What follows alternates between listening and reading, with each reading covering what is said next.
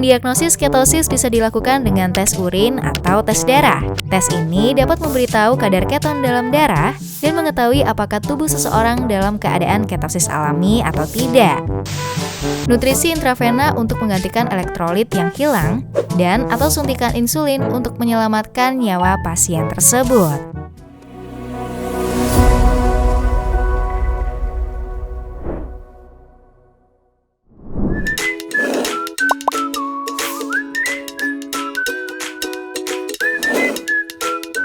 Yang mungkin sedang gencar-gencarnya melaksanakan program diet intermittent fasting atau diet keto, mungkin akan familiar dengan istilah ketosis. Benar nggak? Sebenarnya apa sih yang dimaksud dengan ketosis? Namun selain ketosis ada juga istilah lain, yakni ketoasidosis. Keduanya sama-sama berhubungan dengan insulin. Tapi jangan tertukar ya, karena meskipun agak mirip, namun kedua istilah ini sangatlah berbeda. Nah, kali ini, channel Atur Pola Makanmu akan menjelaskan mengenai kedua istilah tersebut. Pertama, ketosis. Apa sih yang dimaksud dengan ketosis? Ketosis adalah proses metabolisme alami yang terdapat pada tubuh manusia dan tidak berbahaya. Proses ini terjadi saat tubuh kekurangan karbohidrat untuk dibakar menjadi energi. Sebagai gantinya, tubuh akan membakar lemak untuk mencukupi kebutuhan energinya. Proses metabolisme ini akan menghasilkan senyawa yang disebut keton. Nah, proses ketosis ini sangat bermanfaat bagi seseorang yang ingin menurunkan berat badan karena ketosis ini mempercepat pembakaran lemak dalam tubuh sehingga tumpukan lemak yang berada di lengan, perut, pinggang, dan paha akan luruh dan membuat tubuh kita cepat langsing. Ketosis juga dikatakan sangat bermanfaat bagi kesehatan, yakni dapat mengatur kadar gula dalam darah yang dapat mencegah penyakit diabetes tipe 2 maupun mengontrol tekanan darah dan menghindari resiko penyakit jantung juga stroke, dan bahkan memiliki potensi yang signifikan untuk mengobati epilepsi, juga membuat otak kita lebih fokus saat bekerja.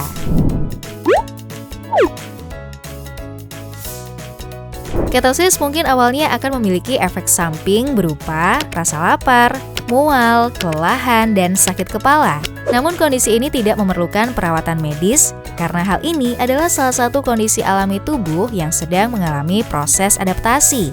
Efek samping ini biasanya tidak akan bertahan lama. Pada akhirnya akan hilang sendiri saat tubuh seseorang telah beradaptasi. Mendiagnosis ketosis bisa dilakukan dengan tes urin atau tes darah. Tes ini dapat memberitahu kadar keton dalam darah dan mengetahui apakah tubuh seseorang dalam keadaan ketosis alami atau tidak. Tingkat keton yang sama dengan atau kurang dari 0,5 mmol per liter dianggap rendah atau normal.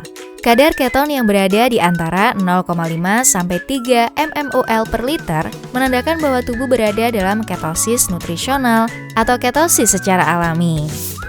Nah, selain tes urin, ada juga cara mudah untuk mengetahui seberapa besar tingkat ketosis pada tubuhmu, yakni dengan menggunakan keton strip. Keton strip ini dapat diperoleh di apotik atau di marketplace. Cara penggunaannya mudah, sama seperti menggunakan test pack pada kehamilan, yakni strip tersebut ditetesi oleh urin.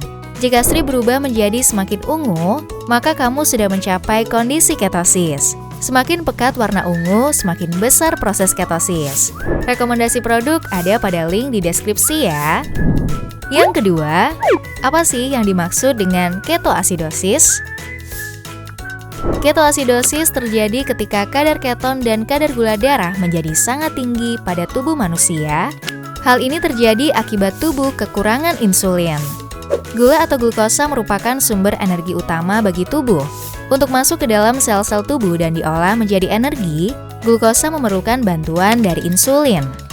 Namun, pada penderita diabetes mellitus, pankreas yang memproduksi insulin di dalam tubuhnya mengalami gangguan sehingga tidak dapat menjalankan fungsinya.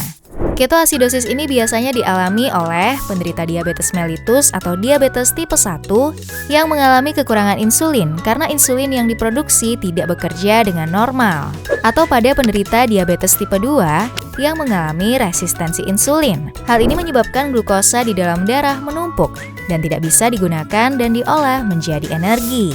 Untuk tetap bisa memenuhi kebutuhan energi, sel-sel tubuh akhirnya mengolah lemak menjadi energi.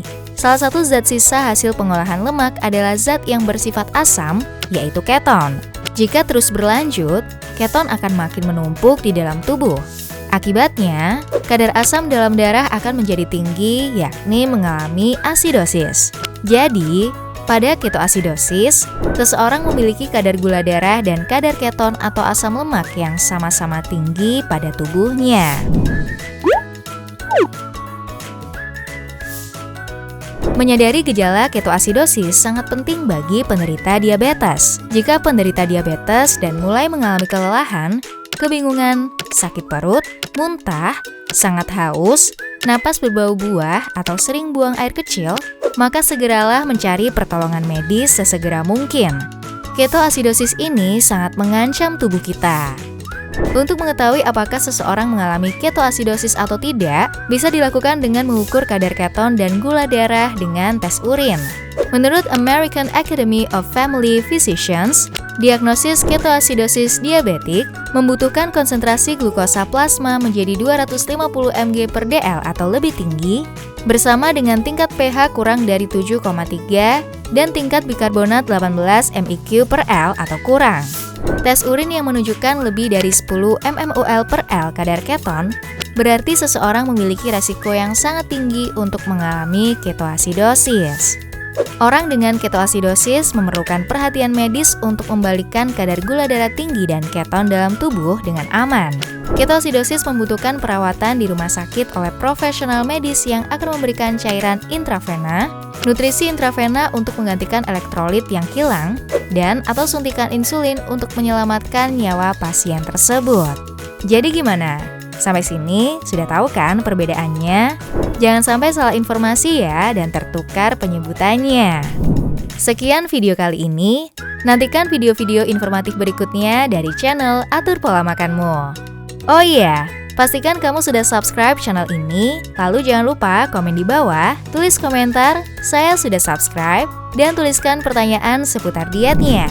Nantinya kami akan mencoba menjawab pertanyaan atau komentar terbaik dari kamu, agar kamu mendapatkan jawaban yang tepat. Komen juga topik apa yang ingin kami bahas di channel ini. Komen yang banyak ya! Kalau kamu suka dengan konten ini, jangan lupa share video ini ke teman-teman, pasangan, dan juga keluargamu, supaya mereka nggak ketinggalan informasi penting ini. Terima kasih sudah menyimak video ini sampai akhir. Sampai jumpa di video berikutnya.